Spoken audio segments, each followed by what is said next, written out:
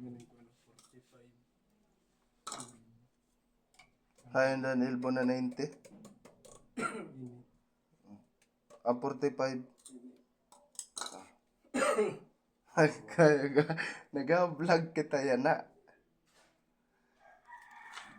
Mga kababayan, ito po pala yung ginawa ni Aljon, yung kapatid,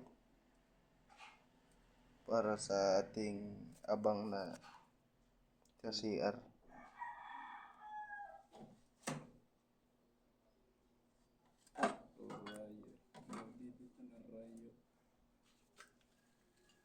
Ito yung para diretsyong pagtae dito.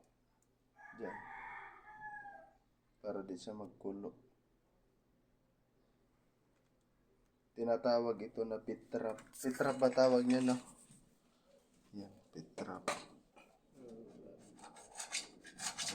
Ngayon puputulin naman niya yung para